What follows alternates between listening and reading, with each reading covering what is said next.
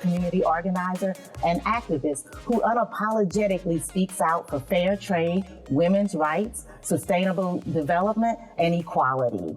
Soreyda is joining us today as we acknowledge and celebrate women all across Kentucky who are making a difference in their communities.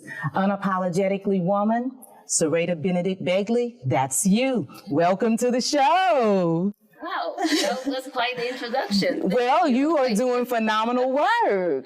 You're doing phenomenal work. So we're just going to go ahead and jump in. I have been following you for a long time, and you didn't just arrive where you are. There's a journey that's attached to it. Tell us your story.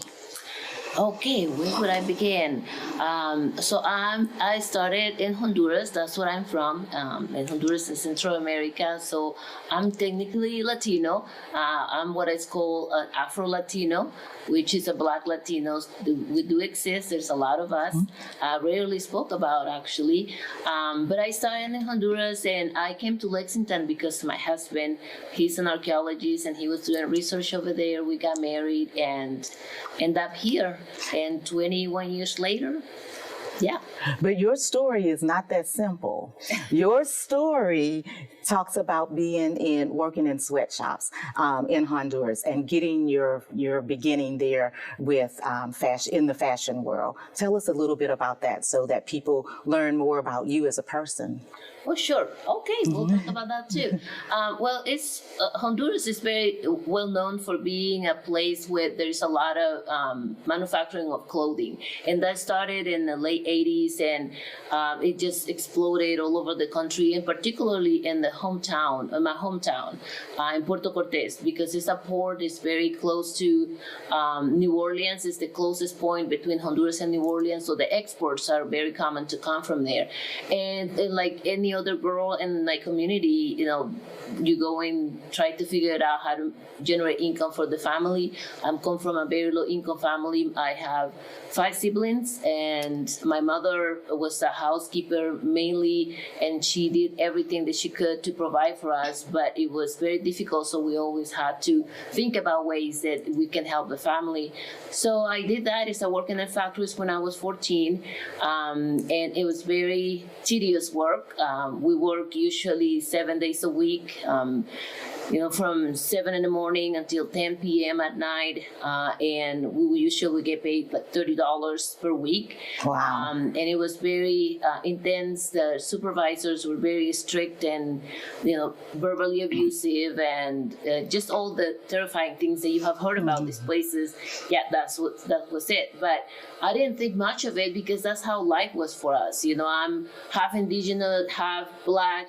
It's just the life that people like myself had to live in developing countries. And so it was nothing special. It was just how everybody I knew lived. That was normal. It was normal, yeah. So I didn't realize how horrific and how abusive it was and exploitative it was until I moved to the States, and I got to see that there is a different way of life here.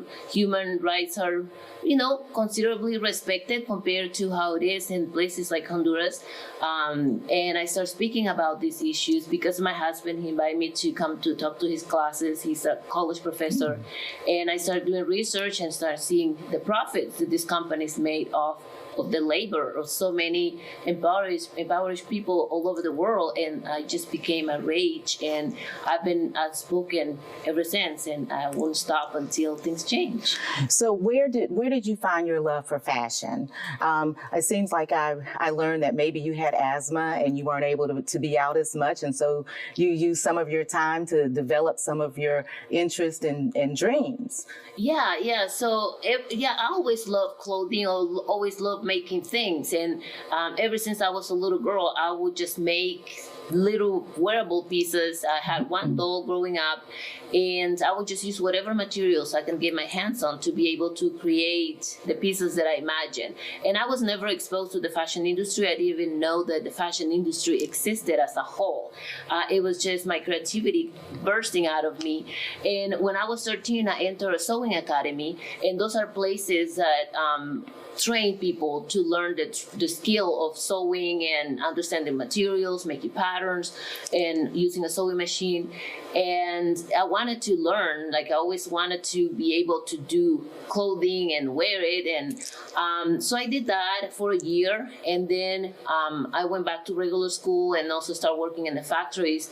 And when I came to Lexington, at first I worked with my husband. And when I had my daughter, they had to stay home. It's when I started telling people that I could sew, and and then that just went everywhere. And the creative side, it was something that I always had on me. Like ever since I was little, I just had so many different ideas of things that I wanted to do. And like you say, because I was sick when I was little, I just stayed in and just imagine things and try to make them the best way I could when I was a little girl. And I still doing the same thing. I basically feel like I just playing dress up. I never grew out of that. Just try to do as many creative projects that I can be a part of, and it's very rewarding for me. It's very satisfying to be able to see the pieces that I imagine come to life. So do you think that this was something that you grew into, or do you think that this being a designer was something that you were born to do? What do you think when you reflect on it? Yeah, I definitely feel like that was something that came with me, that I was born with, that I had that inclination, and that maybe there were some circumstances that pushed me towards doing this. But yeah, as far as I remember, that's all I wanted to do when I was little. Just play, dress up, and dressing my dolls, and display them and show it to people. Like, look, I made this, and it made me feel very proud. And then I guess different circumstances happened, and then this became my thing. And as now, I do fashion, it's not just about creating clothing, but also, I've been so immersed in the idea of changing the system. That's my main focus. So I stay visible throughout my work, but at the same time use that visibility to create awareness. So they kind of go side by side. Even though I enjoy the creative side a lot, I stay on it because it's very challenging. As an independent designer, it's exhausting. It's just a lot of work. It is really not monetarily worth it, really.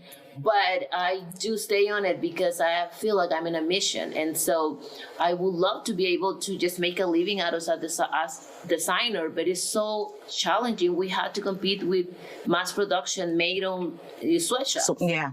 So I stay on it. I'm very committed to it because I do want people who grew up in places like where I grew up, or everybody, to have a chance to be able to pursue their dreams and really just make a decent living out of what they love to do. What is that? That's not a lot to ask for, is it? No, it isn't. It is not. Do what you love and love what you do is what they say. Yeah. But I think that with you being creative as a child and using whatever you could to be to make creations, I think you brought some of that along, because I understand that your creations, you use a lot of non-traditional fabrics, so to speak. Tell us about some of those. I've heard about a gown that you made out of newspaper. Whatever I can get my hands on, it's gonna become a dress eventually. So that's part of being resourceful, and also creating awareness that when you want to do something, you can make it work. It is okay to just do things outside of the normal. You don't have to be following the rules that were established in the industry, because the industry has been commercialized to a point that it doesn't really promote or support creativity. They just want to make products that can be sellable in the market. And so I'm kind of fighting that. I'm like, I'm just gonna make this out of paper. I'm gonna make this out of go-go packages. It's whatever. Okay, what's the oddest thing that you've created something out of? Newspaper, I heard a tarp. A tarp, and also But coconut trees have this cover around their trunk that you can peel it. It actually looks like fabric. It's even woven. It's fascinating. You said it looks like fabric. When you see Yeah. things, do they all look like fabric to you? Yeah, actually they do. I'm not gonna lie. Yeah, I saw this trunk of the tree. It just looked like fabric. Yeah. So yeah, definitely. I always make that connection. Like I can make a dress out of that. But yeah, so I collected that when I was in Honduras a few years ago. We went for my husband's sabbatical and spent a few months there, and there were just so many different plants and so much creativity in there because life in the tropics is so exciting. It's so colorful and so loud. Yes. And it's definitely very stimulating. And so I collected these pieces of bark, of coconut tree bark, and I brought those over and created a piece, and I exhibited at the Lyric Theater, and I also had it at Came Out Couture Show in Louisville, and it was one of my favorite pieces, and it was very fragile. It was hard to transport and to keep together, and it was really hard to ensemble it, but I enjoyed it very much. And always, I had to tell people that was actually what it was, because it really looked like fabric. I washed the material, because at first it was very brown and dark and kind of flaky, but I washed and removed all the extra materials from it, and it looked like just a nice fabric. So one of the things that caught my attention, one of your pieces, is a gown that has hands coming from about it. What was the inspiration for that? I love that. Okay, so that comes from the Woman with the Head of Roses painting by Salvador Dali. I basically just recreated the painting, or the person in the painting. And in my work, I have several pieces that are within the same theme of Salvador Dali, and that came from a collaboration that I did with another artist. His name is Joe Samples, and he's from London, Kentucky. That he wanted to do one of the pieces from Salvador Dali's Bring It to Life, and then I went with it and created several pieces. They are within the theme. But looking at other artists' work, like I sometimes get a lot of inspiration from that. And Salvador Dali in particular has lots of wearables in his paintings. So there's so many different pieces that I wanted to do, and eventually I might do it because now I went into the theme, and they're so beautiful when you bring it to life and somebody wearing. There's like, wow, that is very weird, but it's really exciting to see. I know. When I was looking, I was like, oh my God, she is so amazing. She is so amazing. But you don't limit yourself, because I've learned of a collaboration that you have with Black Soil, where you're not just working on things, outfits to wear. You're also doing pot holders too. Yeah. Talk about that collaboration. Oh, yeah, that's a very exciting project with Ashley. I have known her since she worked at the Lyric, because I have done so many different projects with the Lyric, within performances and also gallery exhibits. And because she's doing, food now and working in the food industry, she approached me about creating a line of house goods, like textiles for the home. And she wanted napkins and pot holders and mittens and aprons. So that's something that I'm working on, and I hope that we can have a more complete line by the spring. Right now it's been a little bit slow because I still have clients and other things that I need to be doing. So I'm doing that at the same time, and just trying to, do product development and testing products out and making sure that I have the right fabrics. And we're gonna try to make everything out of hemp eventually. And hemp is a material that is very sustainable. It used to be grown here in Kentucky and Lexington a lot, 100 and so years ago, and then became illegal, and now it's legal again. And so always focusing in, providing quality of products and sustainability and supporting local. That is a part of my world vision, is to be able to work together with other people and create awareness of how important it is for us to be connected, not just through everyday experience, but also through the products that we use in our home and the things that we wear. Okay, so let me ask you this. At some point, you have to make yourself vulnerable. When you're creating this art, you are making yourself vulnerable. Do you ever get concerned about whether people will appreciate your work? Talk to us about that and what you think and what you feel when when you have these creations, and, because you're making yourself vulnerable, because you're saying, hey, this is my vision come to life, and you want other people to appreciate it. It is pretty tough at first, because you have to have courage to be able to take the criticism. Let me tell you, everybody has an opinion about fashion. Yes. Even the people that say they don't love fashion, they always have an opinion about fashion. And so it is very scary to be able to put your work out there and you don't know what the reaction is going to be. But I'm pretty much over that to some degree, not totally. I'm pretty much just want to make things. I love making things, and it's just so exciting, and at the same time it's therapeutical for me to be able to create. And so it doesn't matter whatever people like it or not. And I do such a weird things that there's always somebody who enjoys it. They're just different, and they see it, and seeing their smile. Like, I do a lot of window displays downtown, and sometimes I'll be even inside of the window doing it, and people stop by there and they don't notice that I'm there, and they start looking and they smile, and then they just walk away and they seem happier than when they came. And so that is very rewarding. And they're always gonna be the haters, There are, yes, I should, yes, I know. So this is about empowering women, empowering young girls. What message would you have for somebody that's watching, a young girl that might be watching? What kind of message would you have for her, or advice might you have for her? And this is a good message, and I go by it a lot, and it's be the change that you want to see in the world.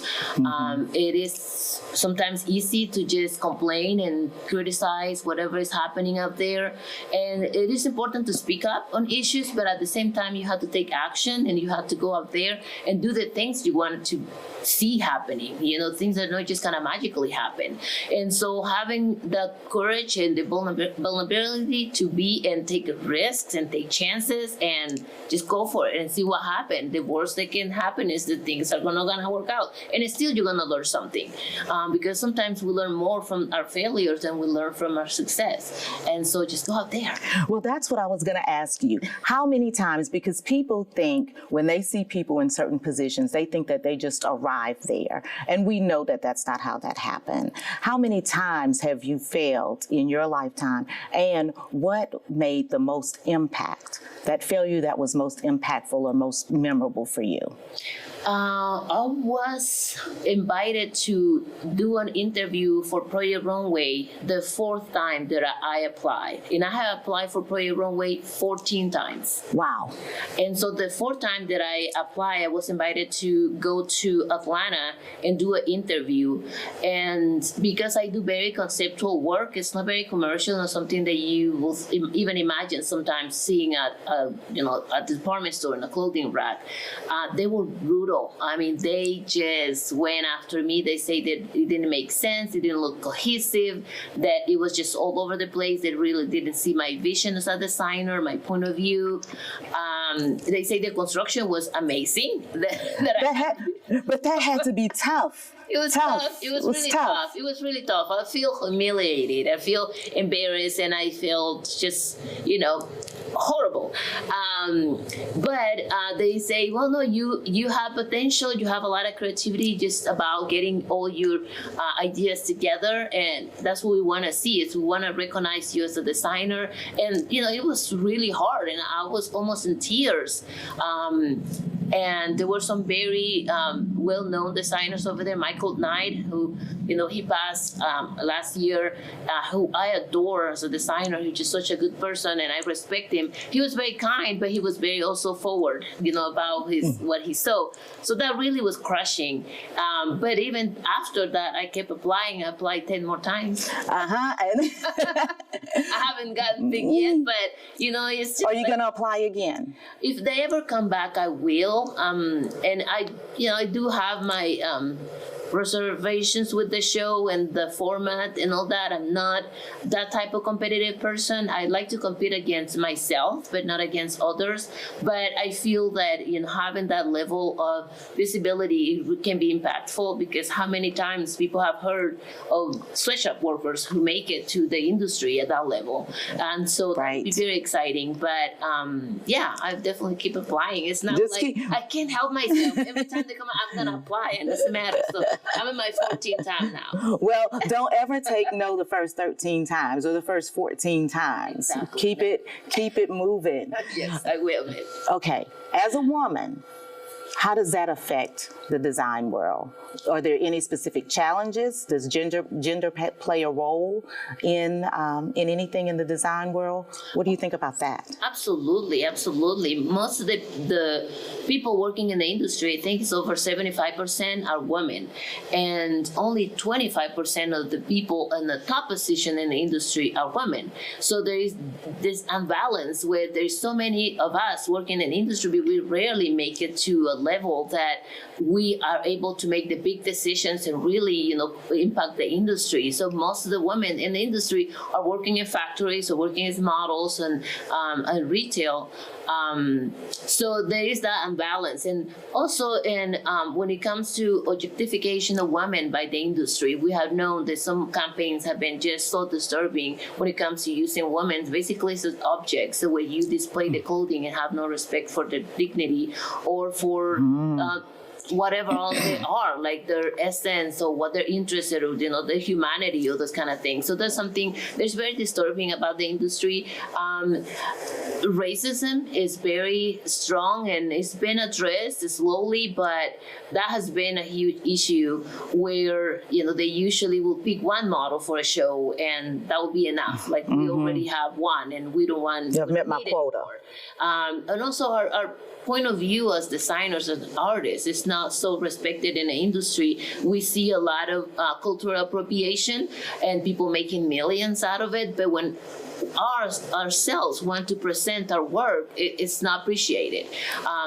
So there's so many different issues and gender related specifically that need to be addressed, and income inequality, like wages that different wages for based on your gender, and even though if you're qualified equally, like any other industry, we have many issues that we need to work with. A lot of work to do. Yeah, and even though I love this industry and I have made my life so much richer, there has so many issues. There's some days that have to be addressed. Wish it to be burned to the ground and start it over. Because I'm like, there's so many different things, and it is exciting. It's glamorous. I get to be with amazing creative people, work with so many talented artists, but there's so much that needs to be changed.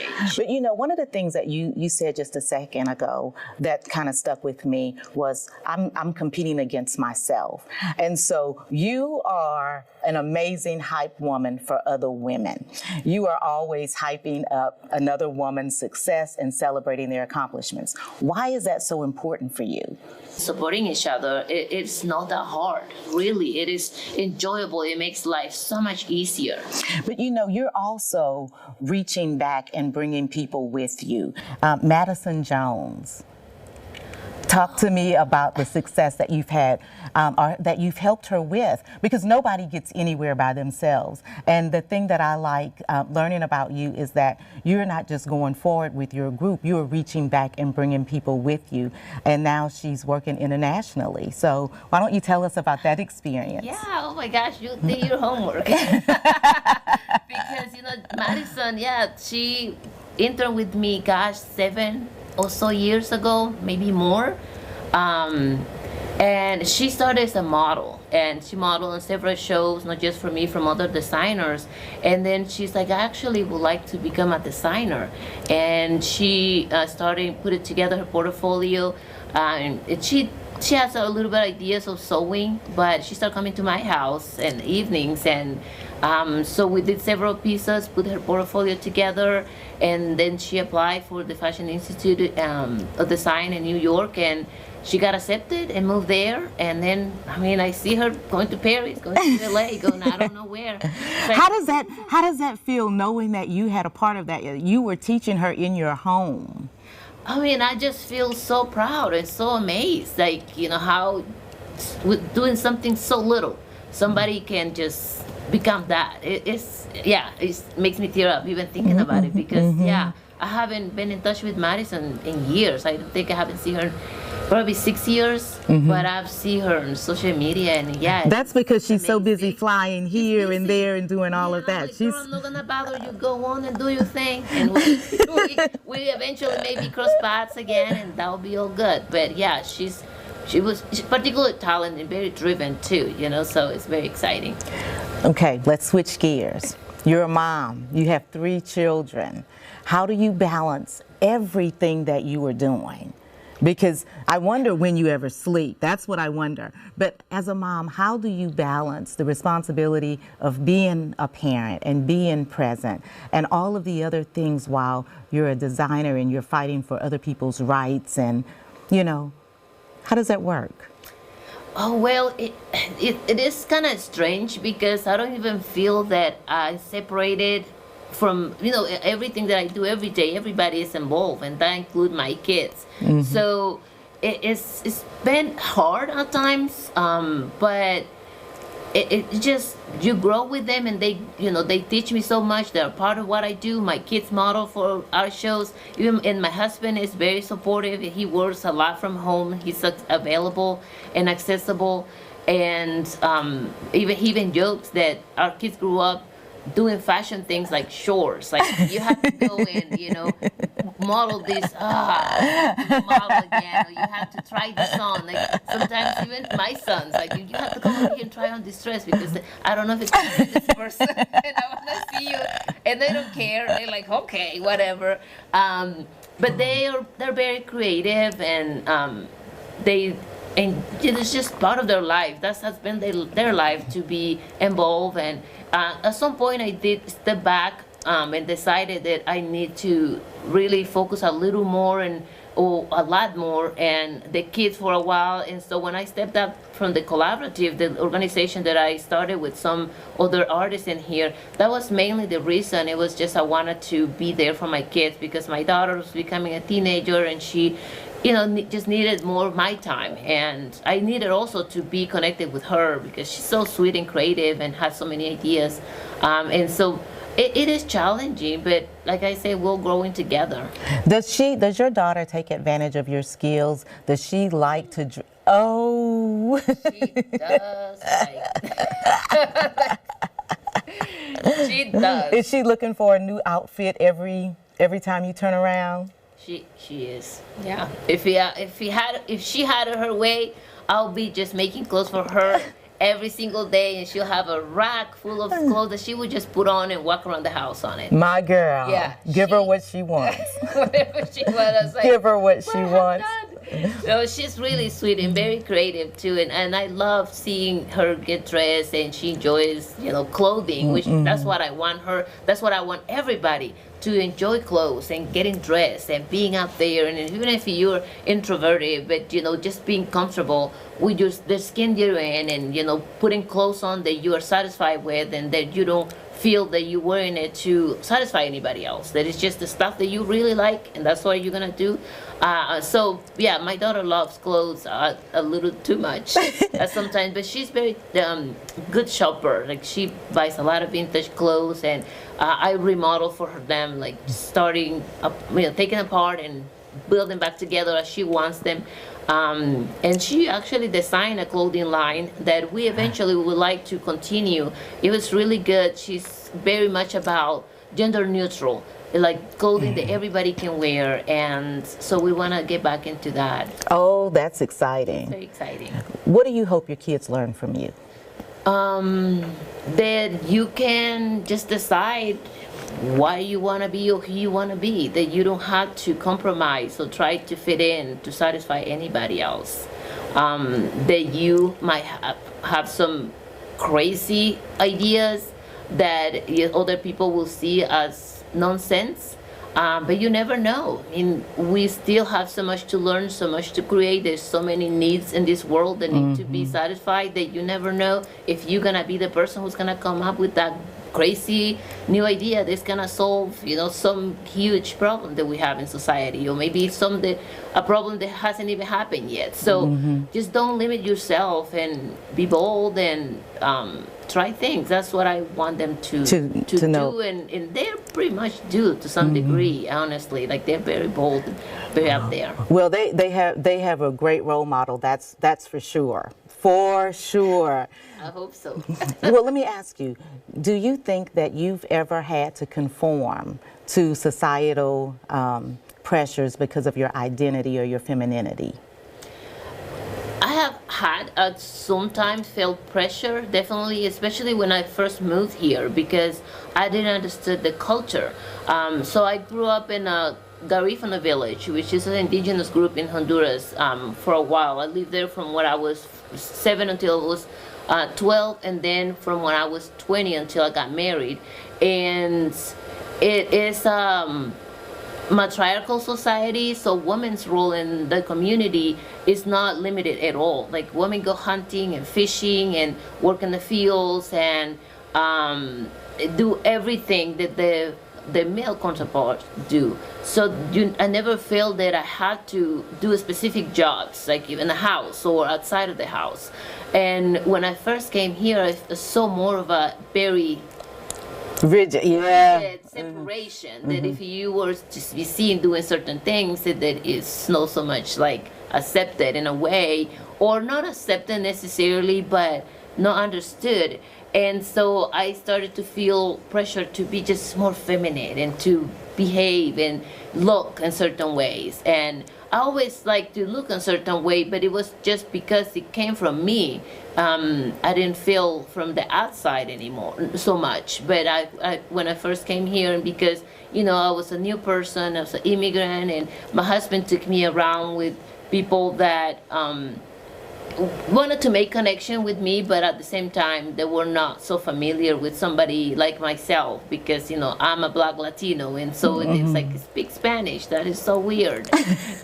But I get that sometimes. There's like, so what language do you speak? Spanish? And I say Spanish. It's like, wow, really?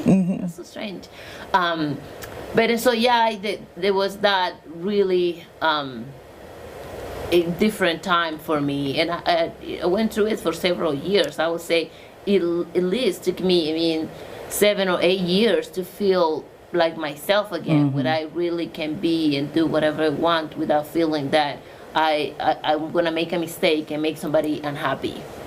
So, as an immigrant, I understand that you work on compassionate immigration issues. You want to talk about that? Tell us a little bit about what your work is there and how that's going and where it's going.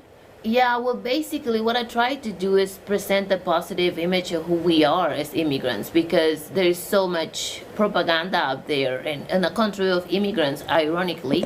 And so many people, they come here to work and they don't have the opportunity to be up there and represent themselves. And so throughout the arts, mostly, with Casa de la Cultura, which is a nonprofit that focuses on promoting the Latino culture here in Lexington, Monica Calleja started it 7 years ago, and my friend Mercedes is the president now. Mercedes is from Peru, and Monica is from Mexico. I try to help in any way possible with wardrobe or with connections or with advertising or even with donations to promote their work and making sure that they continue to support our communities, teach our kids to love their culture and be proud of their heritage. Even my son, he was a part of the first mariachi band with Casa de la Cultura. He played the trumpet, and that was an extremely proud moment for me to be able to see my kids embracing the culture and being involved.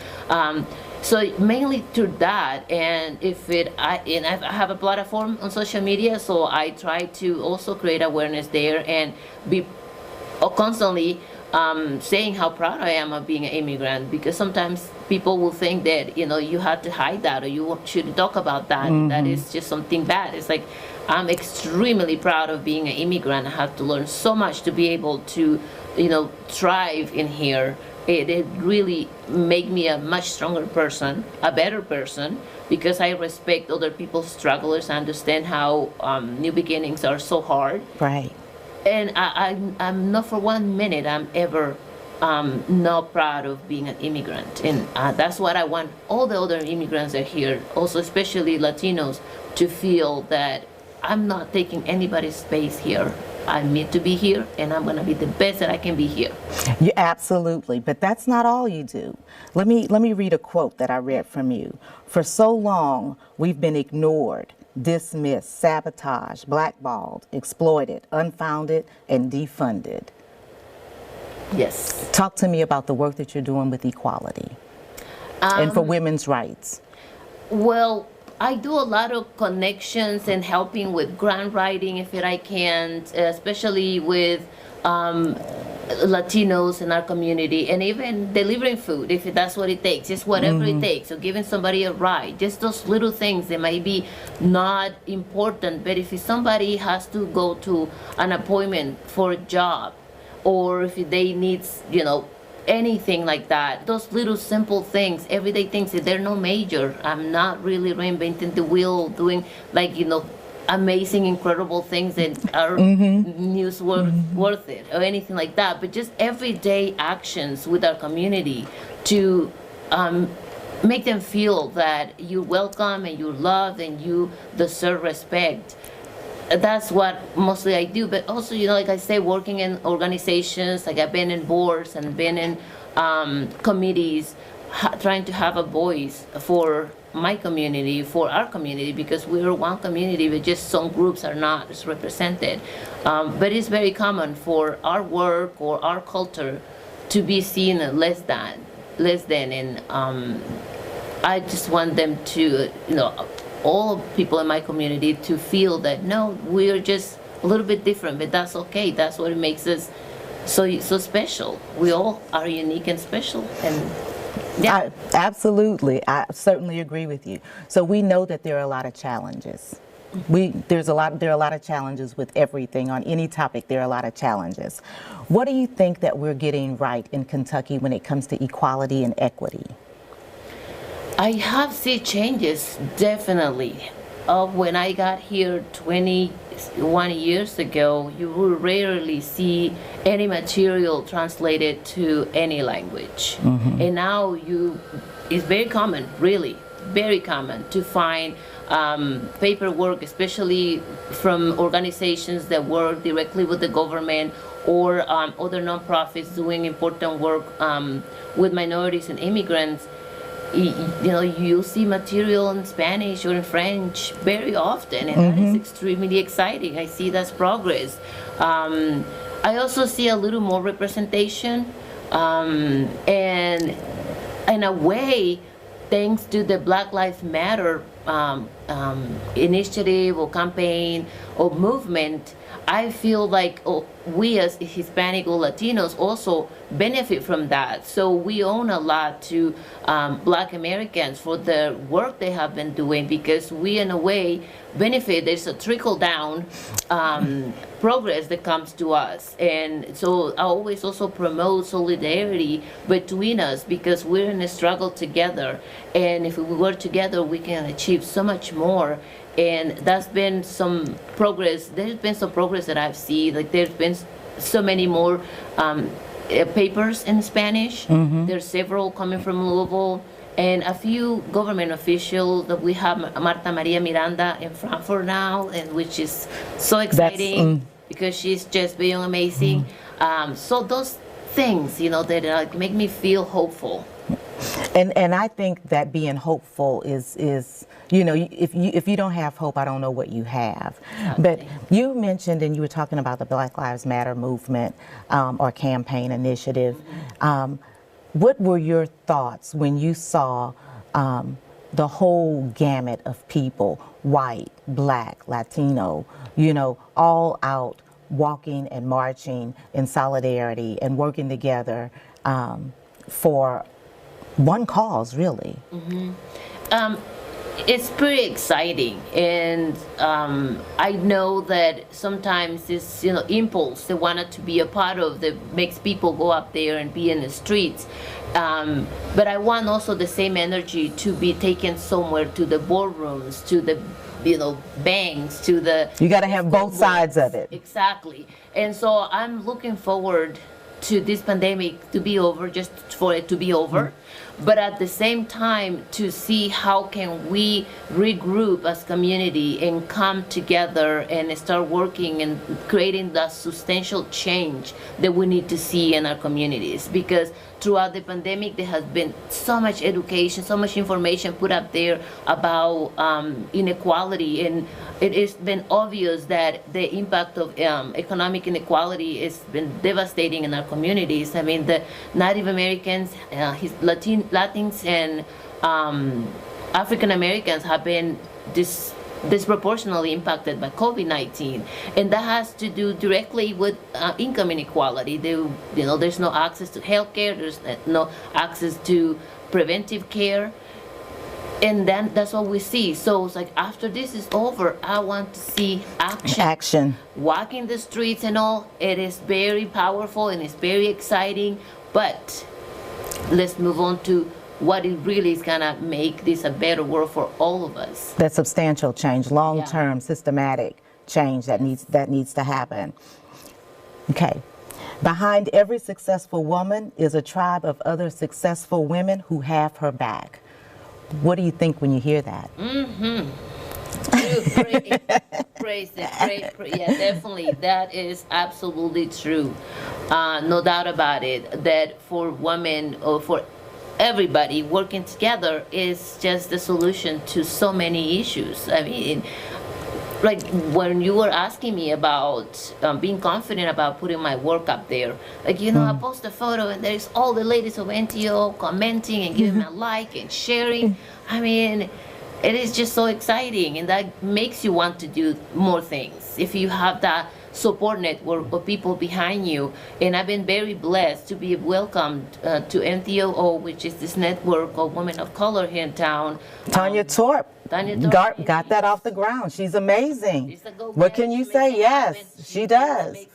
Don't talk about it, let's be about it. Yes, exactly. And she and Renee Shaw and Andrea James were the people who started that group, and from then we just been doing all kinds of things thanks to the knowledge, understanding that we have these people who we can go to if we ever need to, and we promote each other. We refer each other to other people for potential gigs and that kind That's of right. thing. It is pretty exciting. It's great networking. It is. So it's great networking. Yes. Definitely. Bow down to them. Bow down to them. Soreyda, when you are not off being fabulous, what do you do? Fabulous and saving the world. What do you do for fun? Okay. What are you doing when you're kicking back? So we do go to the forest just for walks, just hiking. My husband You're looking for fabric outdoors. out there, aren't you? Yeah. Maybe. Those aren't pine needles. Yeah, That's a dress. You got me figured out. I can't lie to you. But we go outdoors. My husband loves the outdoors, and my kids too.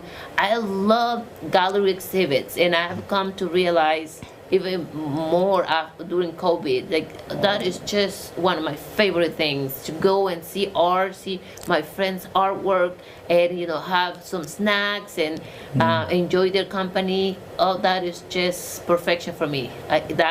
I'm so looking forward for a gallery reception. That is my favorite. We got to get past COVID. Yes, Yes. yes. We have to get past it so we can get back to doing some things that make us happy. Yes, exactly, you know. Exactly. And that's what I realized during the pandemic, that's one of my favorite things. And sometimes, you know, in the weekends I will have, like before COVID, 4 or 5 different receptions, and I'll be like, where do I go? I don't even want to, you know, get dressed and then have to go from one to another.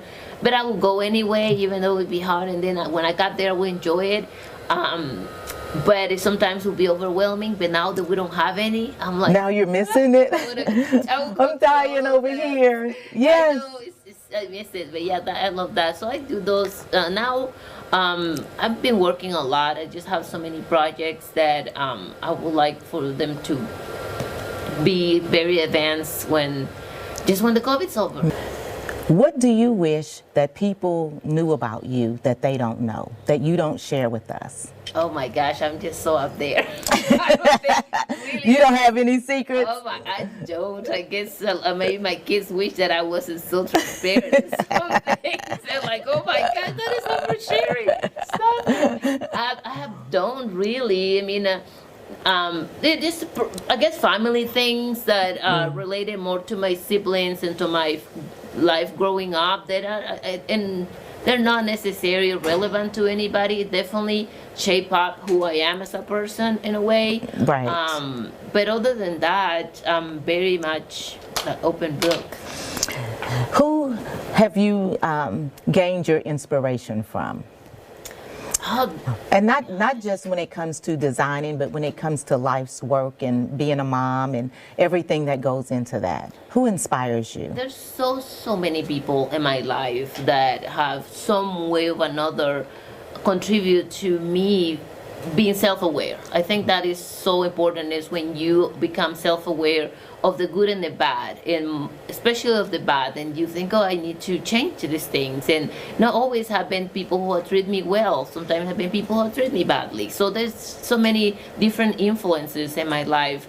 There's definitely 2 people, 3 people I would say, that were very impactful in my life when I was little, and those my 2 grandparents, and my mom, because my mom started working when she was 14 years old as well, as a housekeeper, and that was an in-house keeper. Like, she would go and live with the family and work for them, and she never learned to read and write, and she was actually the only person in our family from my grandfather's side the woman who was able to purchase property. She had 3 properties that she purchased, and so we never have house insecurity because her work when she was younger, and she saved all her money and invested it, and that really helped us. You know, we were never wealthy. We were extremely poor. We had a house that was built from cardboard and pieces of wood. It was extremely poor. It's like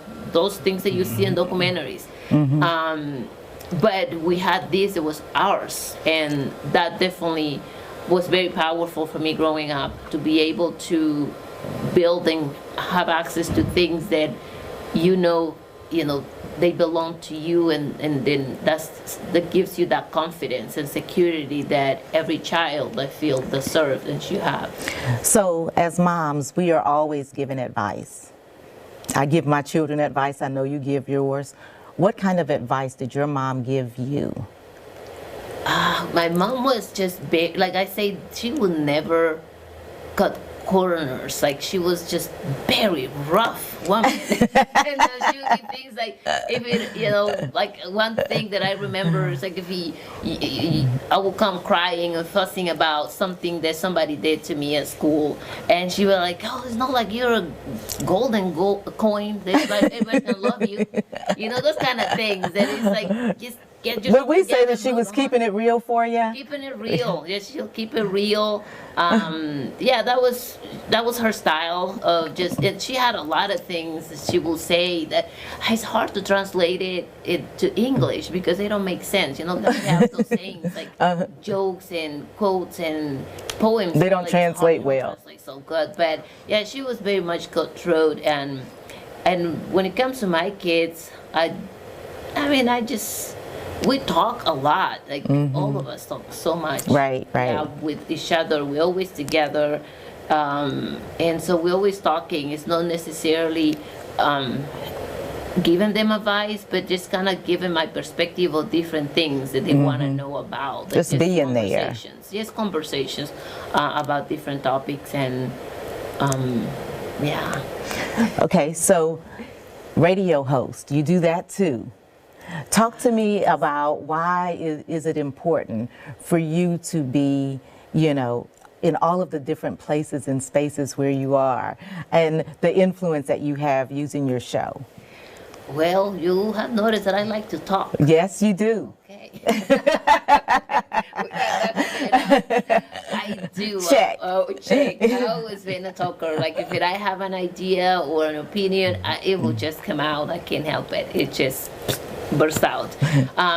But I also I grew up with radio. We never had TV growing up. The first time that I actually got to just have access to TV is when I was 14. And so radio has always been such an important part of my life. My mom loved listening to the radio, like radio novelas. It's like a radio soap operas, when we were little.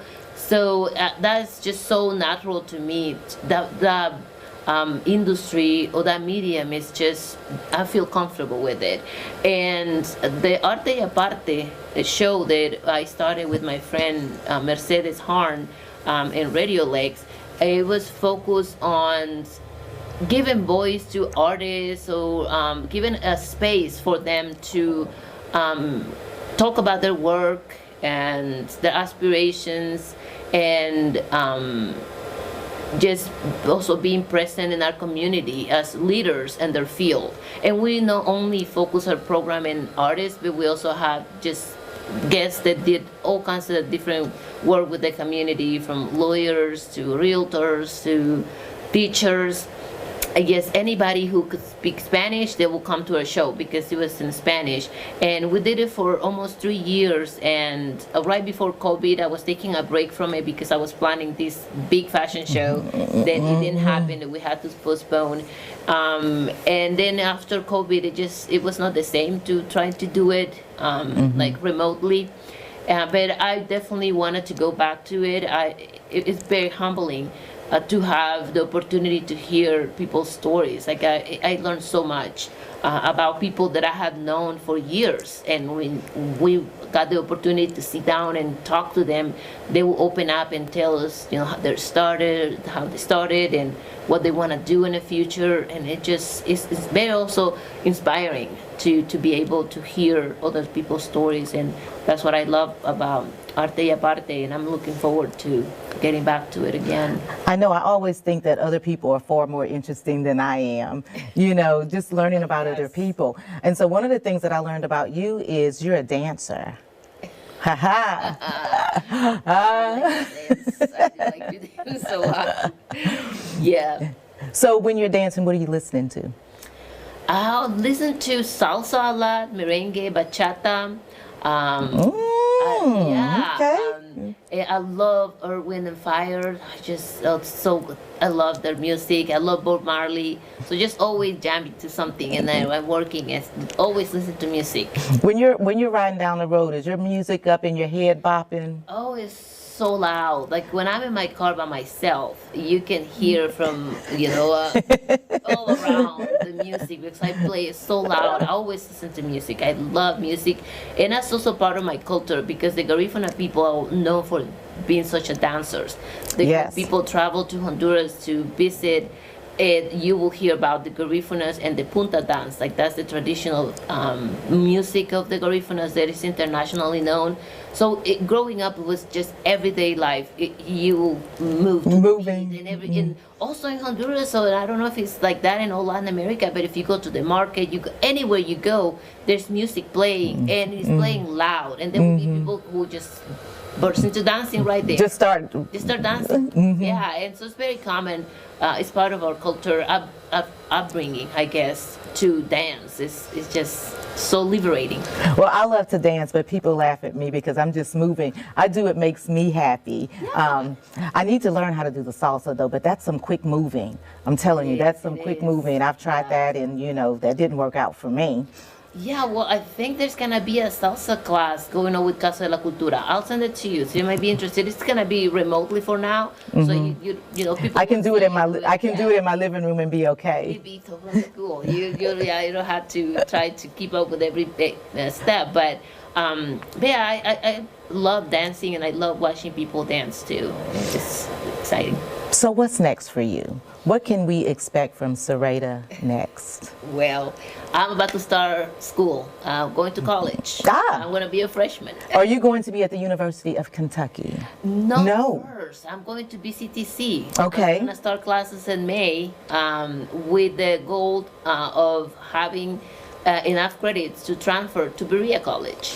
So that's the goal. I just decided I'm gonna do this. And what are you gonna study? What are you what are you majoring in, Soreyda? Political science and economics. So it's gonna be not so much of a huge change because I feel like activists in a way we do political work, right. Just, social oriented work and just kind of make it official. So that's my goal, is to graduate from that and study that and learn more. I've always, every day when I learn something and then I feel like, oh my gosh, I just don't know nothing. I have so much more to learn. And so I'm eager to learn more and to hopefully use what I learned to create a more substantial change and here and in my country origin and just all over the world. Yeah. Well, it sounds like you have a whole lot to do in your spare time. Oh yeah, I mean, yes, I don't know, need any mittens? Well, no, I don't know how to knit, but I do. You're joking, but you're gonna be in the forest taking a walk and you're gonna see something and you're gonna say, that's mittens. Yeah, that's gonna be mittens. I have too many materials. I'm looking for a storage space right now because I have so many materials and I know I want to make something with that eventually. But yeah, always looking for the next project. Definitely. Soreyda Benedit-Begley, Unapologetically Woman. Thanks for being with us today. Thank you so much for having me. This was a great conversation. I haven't had a conversation this long with anybody else besides my kids and my husband in a long time. Well, I'm so glad that it happened here. I thank you. I appreciate you so much.